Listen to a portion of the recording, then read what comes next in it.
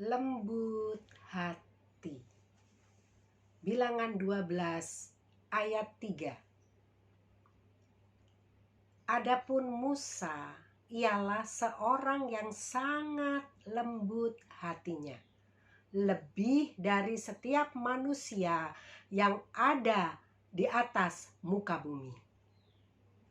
Lemah lembut bisa diartikan mudah dibentuk, lentur, tidak kaku, juga merupakan karakter rendah hati, memiliki roh penundukan diri kepada kehendak Tuhan. Saudara yang kekasih dalam Tuhan, Musa disebut sebagai orang yang sangat lembut hatinya. Tetapi itu bukan berarti bahwa ia tidak pernah marah. Ia juga sering kesal, lalu menjadi marah ketika menghadapi sikap bangsa yang dipimpinnya. Selama perjalanan di padang gurun itu lebih suka mengomel, menggerutu, tidak taat. Dia menjadi marah juga, saudara, kepada Harun dan Miriam, kakak-kakaknya, karena mereka juga melawan kepada kepemimpinan Musa. Saudara yang kekasih dalam Tuhan, namun kita mau belajar dari sikap hati Musa yang lemah lembut ini. Kita lanjut. Musa mau belajar untuk menahan diri dan bersikap lemah lembut pada saat yang tepat. Ketika dia ditentang oleh Miriam dan Harun, ia tidak membela dirinya, tetapi Tuhan yang bertindak membela Musa dengan memperlihatkan keistimewaannya, kuasa Allah di hadapan Miriam dan Harun. Miriam mendapat hukuman ditimpa oleh penyakit kusta. Miriam dihukum dengan penyakit kusta. Kusta adalah lambang tulah atau hukuman Tuhan. Orang kusta harus dikucilkan. Melihat itu, Harun memohon agar Miriam dilepaskan dari tulah itu, dari hukuman itu. Tanpa menunda, maka Musa pun dia berseru kepada Tuhan, "Ya Tuhan, sembuhkanlah kiranya dia." Dan hati Tuhan tertuju kepada Musa. Tuhan mengindahkan, mengabulkan permohonannya. Tuhan tetap menghukum Miriam, tetapi hanya selama 7 hari dia menderita kusta itu. Inilah bukti kelemah lembutan Musa. Dia tidak dendam kepada Miriam, tidak marah berkepanjangan kepada Miriam. Di satu sisi, dia ingin segera berdoa, memohon supaya Miriam dilepaskan, disembuhkan dari kustanya.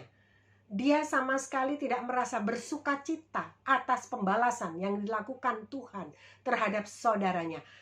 Di sisi lain yang sama, ia tetap tunduk kepada kehendak Allah. Itulah pribadi Musa.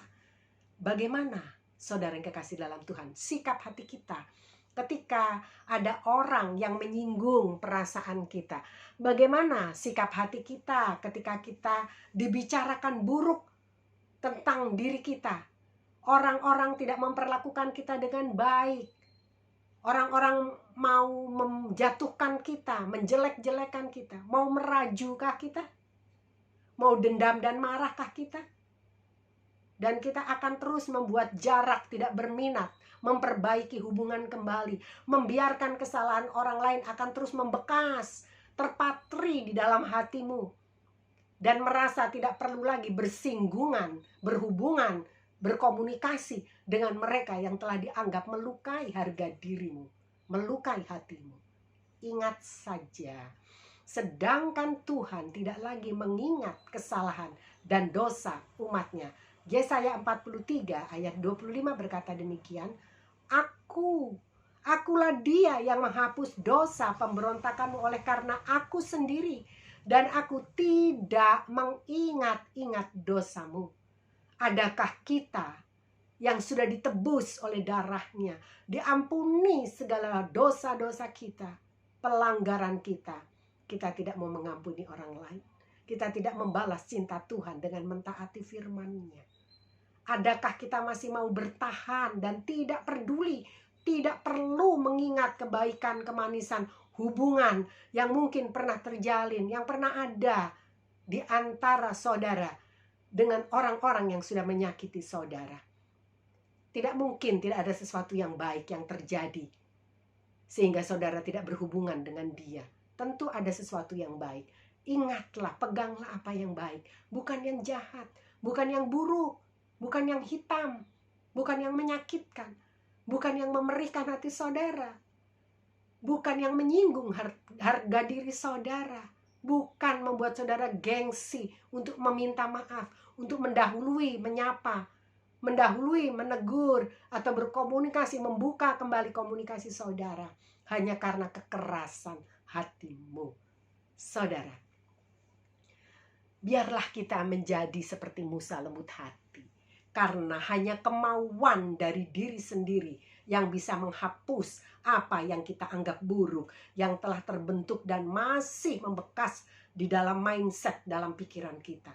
Jangan bertahan dengan terus mengingat-ingat dan menyimpannya, sebab kita pasti akan kehilangan damai sejahtera dan akan ada banyak kebaikan yang Allah telah sediakan bagi kita tidak dapat kita nikmati lagi.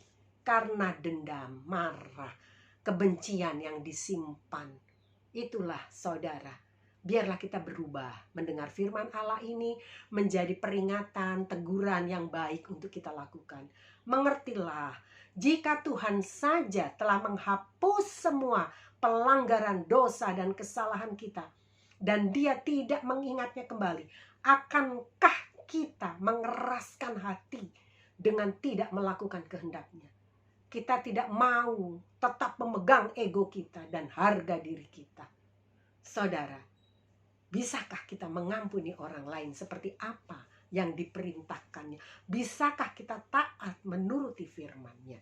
Matius 6 ayat 15 berkata, tetapi jikalau kamu tidak mengampuni orang, Bapamu juga tidak akan mengampuni kesalahanmu. Ingat baik firman Tuhan ini. Orang yang lemah lembut tidak akan melakukan pembalasan, tetapi semakin menundukkan diri kepada Tuhan Yesus, kepada firman-Nya sepenuhnya, taat kepada firman-Nya. Mari kita belajar memiliki kelemah lembutan di dalam hati kita ini. Mata Tuhan tertuju kepada orang-orang yang lembut hatinya. Tuhan sendiri yang akan menjagai kehidupan kita bahkan pada saat orang berbuat jahat kepada kita, seperti Dia telah membela Musa yang lembut hatinya. Puji Tuhan. Tuhan Yesus memberkati kita semua. Tetaplah kita menjaga hati tetap taat dan lembut di hadapan Tuhan. Mau mengampuni, mau dengar-dengaran. Itulah yang dikehendaki di dalam hidup kita untuk kita jalankan. Puji Tuhan. Haleluya. Terima kasih, Tuhan memberkati kita semua. Tetap kuat, tetap semangat, tetap setia mengiring Yesus. Haleluya. Puji Tuhan.